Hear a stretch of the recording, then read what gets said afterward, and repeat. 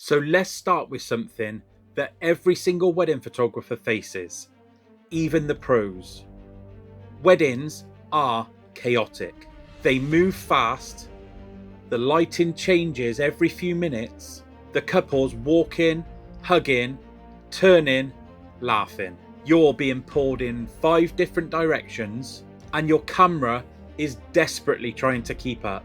It's no wonder that a few soft images slip through. Sometimes it's not about a mistake, it's about the environment that you're working in. Weddings are unpredictable, and even if your technique's solid, that unpredictability can introduce blur before you even realise it. But here's the good news. Once you understand what's actually causing the softness in your images, you can fix it and keep those stunning, razor-sharp images consistent throughout the whole day.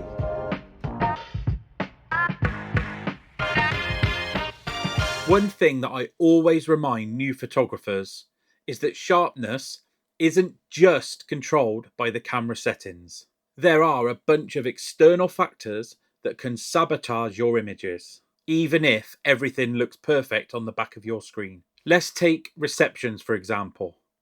Receptions are a lighting nightmare. You think you've got a nice exposure, and then the DJ decides to fire off purple spotlights directly into your lens. You've got dim corners, bright pockets of light, and then complete darkness around the edge of the dance floor. Your autofocus system is basically crying out for help at that point. This is where cameras can easily miss focus, especially when the people in the scene are moving quickly. So if your reception shots often look soft, trust me, it's not just you. The environment is doing its best to work against you. Then we've got the human element.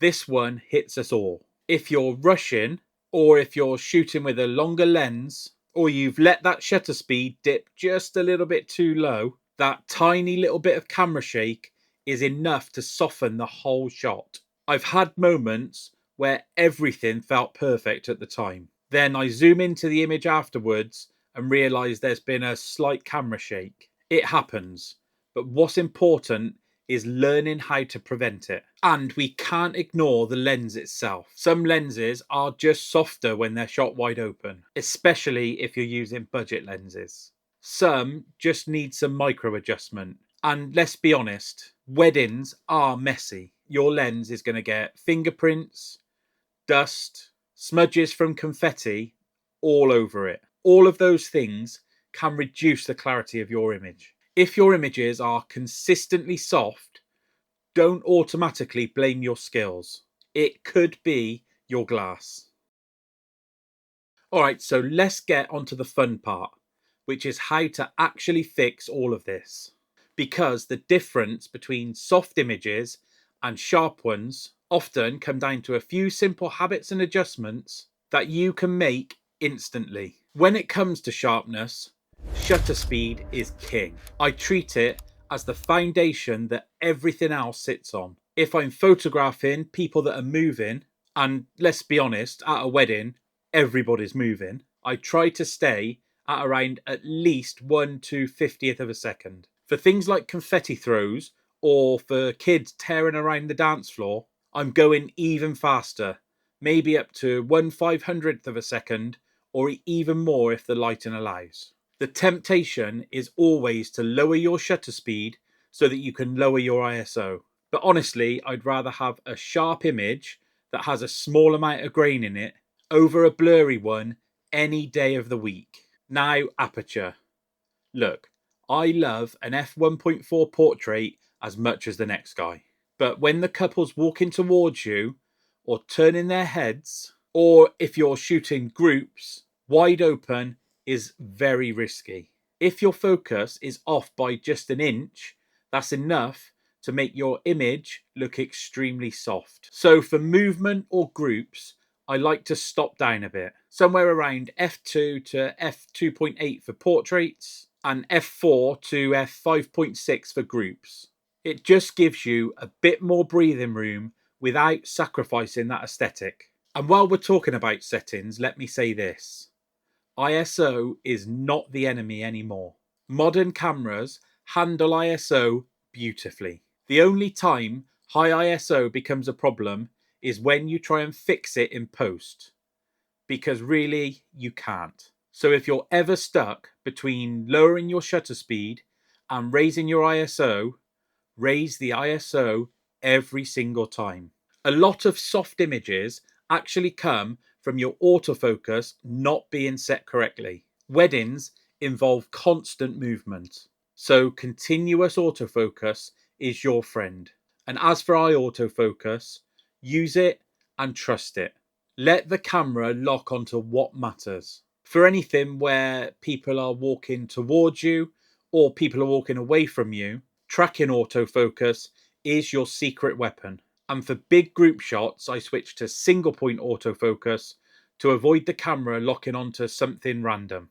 But of course, even the best autofocus systems in the world struggle if there isn't enough light. So this is where your flash becomes a lifesaver. I'm not talking about blasting people in the face. I'm talking about a subtle bounce flash. Just a touch of light bouncing off of a ceiling or a wall is sometimes all it takes to freeze the motion and sharpen everything up in the image. And once you're into receptions, an off-camera flash behind the couple can completely change your sharpness because it gives the camera something solid and high contrast to lock onto. Then we've got gear choices. Prime lenses often will give you that extra bit of punch in sharpness over zoom lenses, especially in low light. Stabilization helps too, whether it's in-body image stabilization or optical image stabilization in the lens. For long speeches or moments where you're going to be using a 70 to 200, I'll often switch to using a monopod. It just eliminates that micro shake that can soften images, especially when you're tired or holding heavy equipment for a long time. Now let's bring all of this together into some real world shooting strategies. Because knowing how the camera works is one thing, applying that in the chaos of a wedding day is something completely different. The biggest difference maker for me has always been anticipation. If I know something's about to happen, the confetti, the walk down the aisle, or the first kiss, for example, I'm already adjusting my shutter speed, my focus mode, and my positioning before it even begins. And speaking of positioning, don't underestimate how much moving your feet can improve your sharpness.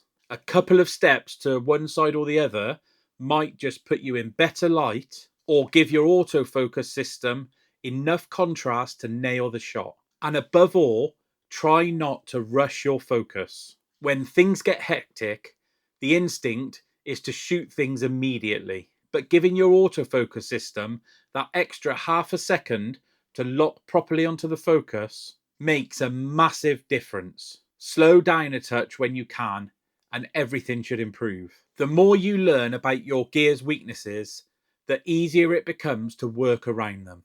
If you know your lens is soft when it's wide open, then stop down. If you know you struggle at slower shutter speeds, then raise them. These small adjustments can add up really fast to some nice sharp images.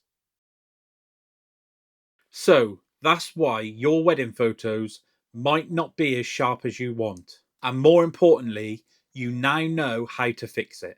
We talked about the chaos of the wedding day, the environmental factors, the settings that matter most, and how to use the light and the focus to your advantage, and how to approach the day with different strategies to help you stay ahead of the action. To make all of this easier, I've put together a downloadable cheat sheet that you can grab from the description below. It's got all of the key tips from this video in quick reference format so that you can bring it along to your next wedding. If you've enjoyed this video or you think you've learned something new that's going to be helpful, hit the like button. It really does help the channel and get this video out to more photographers just like you. Drop me a comment below and let me know which of these tips you're most excited to try out. And if you're new here, make sure to subscribe so that you don't miss out on any future wedding photography tutorial videos and gear reviews. Thank you so much for watching, and I will see you in the next one.